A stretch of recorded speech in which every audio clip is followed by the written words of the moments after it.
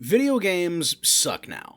Or at least, that's what I keep hearing people say. But that doesn't make any sense, does it? Modern technology has made it possible for teams to make whatever they want with almost no limitations, and development software has become so widespread and accessible that anyone with enough know-how can make their dream game. All things considered, we should be living in a gaming renaissance right now, with the biggest studios coming out with new genre-defining masterpieces every month. How could modern video games possibly suck? Well, it's complicated. It's not like every game that comes out nowadays is objectively awful. We still get great games, and some I would even consider masterpieces even from major studios. But big, creative AAA experiences really do feel like a minority at this point, with nearly every release trying desperately to be the next Fortnite, Overwatch, or Destiny, and the vast majority come out only to never be heard from again. Remember Babylon's Fall? What about Godfall? Redfall?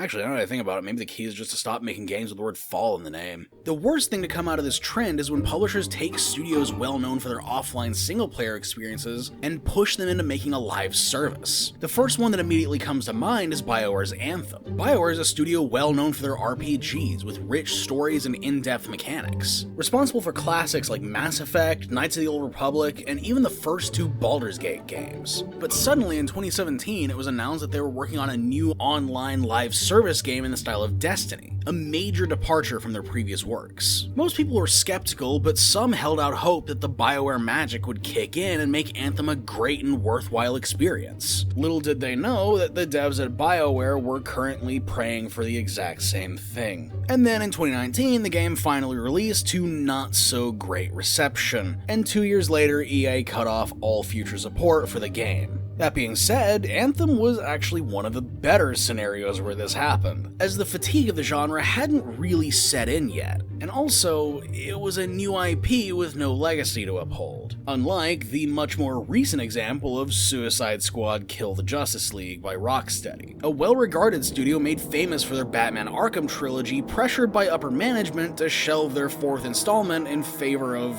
you guessed it, a live service looter shooter based on DC's Suicide Squad franchise and sloppily shoehorned into Rocksteady's Arkhamverse. The game had already been stuck in development hell for almost a decade over at Rocksteady's sister studio WB Montreal, before the powers that be decided to pull a switcheroo on the two dev teams, pushing Suicide Squad onto Rocksteady, while Montreal cobbles together a last-minute Batman game that would eventually become... Oh my goodness! But that's a story for another day. Unlike Anthem, the vast majority of people were not having it this time around. People had been waiting years for a new Rocksteady game, and what they got was a cheap knockoff of a similar disappointment from just a couple years earlier, Marvel's Avengers by Crystal Dynamics. Yet another IP-driven live service game from an iconic studio that primarily focused on single-player experiences. Not only were the gameplay and mechanics derivative, but its connection to Arkham only increased the outrage from fans, because, as the name implies, the game has you killing the Justice League,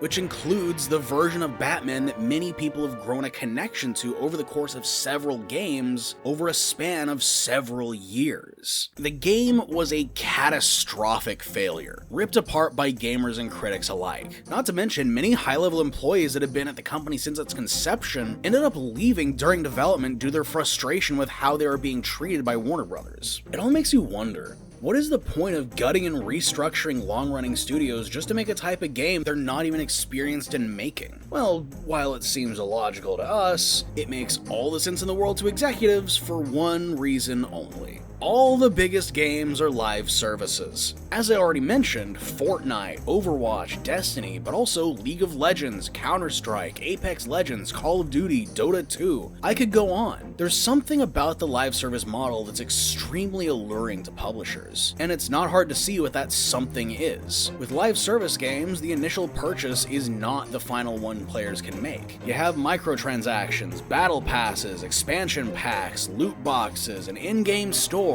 It's a shareholder's paradise. If you can get a live service game to take off, you've made it. As long as there's a small team of devs doing upkeep on the servers and making more content for suckers, I mean gamers, to buy, then you basically have a constant revenue stream that requires very little resources to keep flowing. That being said, while a successful live service can be extremely profitable, making said live service is extremely expensive. On top of the regular cost that video games take to make nowadays that seems to rise exponentially each year, the aforementioned server upkeep isn't cheap either, and paying employees to continue adding new content racks up the production costs even more. If a live service game fails, the company could potentially lose hundreds of millions of dollars. But if it succeeds, you'll make up all those expenses and then some. In other words, every live service is the ultimate gamble, with potentially hundreds or even thousands of innocent developers' livelihoods on the line. And so we finally get to the title of the video. This obsession with trying to make as many live services as possible, tanking whole studios, destroying franchise legacies. It's all indicative of a fusion of two different phenomena: the sunk cost fallacy and the gambler's fallacy. The sunk cost fallacy is something I'm sure we're all painfully aware of, because most gamers are guilty of it as well. According to Oxford, the sunk cost fallacy is the phenomenon whereby a person is reluctant to abandon a strategy or course of action because they've invested heavily in it, even when it is clear that abandonment would be more beneficial. Meanwhile, the gambler's fallacy is a little more complex, but essentially it's the belief that the more times you fail in a row, the higher your chances are of succeeding on your next try. This is why it feels like publishers have devolved to a shotgun approach of just trying to get as many live services out the door as possible, because at least one of them is sure to be a success, right? And one success is really all they need, because if they can make the next Fortnite or the next Overwatch or the next League of Legends, then that one game will be enough to make up for all the other failures. All that sunk cost will be worth it if we just keep chasing that mythical next big thing. And of course, everyone knows the best way to craft the next big thing is to copy something that's already big. Speaking of which, remember Concord? It wasn't that long ago, but I just thought I'd ask just in case because, well, it was pretty forgettable, and also nobody played it. For the last couple years, PlayStation had been teasing a new intellectual property from a new game studio made up of industry veterans from Bungie. Hey, those are the Halo people! They've never made a bad game. This game would eventually be revealed as Concord, a 5v5 competitive hero shooter in the style of Overwatch with a visual style suspiciously similar to Guardians of the Galaxy. People were pretty underwhelmed by the initial reveal and weren't really swayed much by every subsequent showcase before release. It just looked like everything else. It looked like Overwatch, it looked like Apex, it looked like Valorant, but with a considerably less interesting art style than any of them. But Sony was still determined to make this their next big multimedia franchise. You heard that right. Concord will be featured in the upcoming anthology series Secret Level by Blur Studios, a show featuring short films based on some of the most iconic video games of all time. And Concord. Not to mention the Concord movie that was already in development before the game was even out, and when it did come out, whew, it was a mess. The game itself wasn't terrible. Critical reception was that it was alright.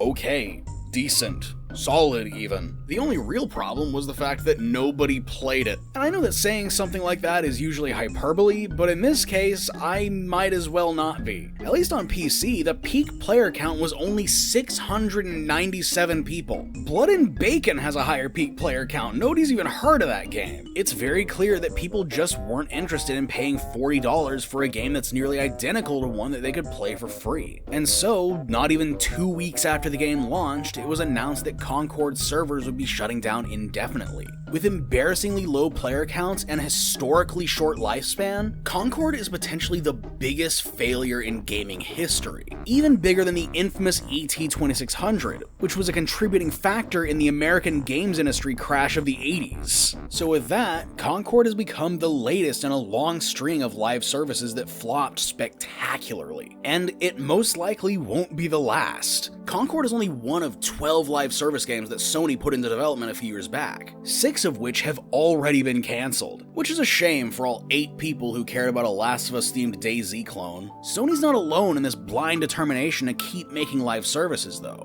Immediately after the failure of Suicide Squad, the CEO of WB Games stated that they're doubling down on live services despite their past failures. Over at Sega, they've finally gotten around to making a new Crazy Taxi game after over 20 years of dormancy. But now, it's gonna be a live service game. What these companies don't seem to realize is there is no next big thing in the live service field. The gold rush is over. The mainstays are pretty well established at this point, and there's no changing that. The historical failure of Concord is a pretty obvious sign that the market is full. There's no room for any new live services, because the appeal of these sorts of live service games is that they're theoretically infinite. Gamers can keep playing the same game for years, and as long as the devs continue to make more content to keep things fresh, they'll always have something new to come back to. Live services are designed to monopolize your time, and people's time is limited. Most people already have a handful of live services they put their time into, and at this point, they've sunk so much time into them that a new one doesn't really seem worth it. Remember when I said that gamers are also guilty of the sunk cost fallacy? Yeah, this is one of the ways. Sinking all this money into more games specifically designed to be played forever is a fool's errand. It's a gamble that can only end in bankruptcy, because if every game is infinite, then none of them are. Thanks for watching. If you like this video, leave a like and become a pyromaniac yourself by subscribing. Until next time, stay nerdy.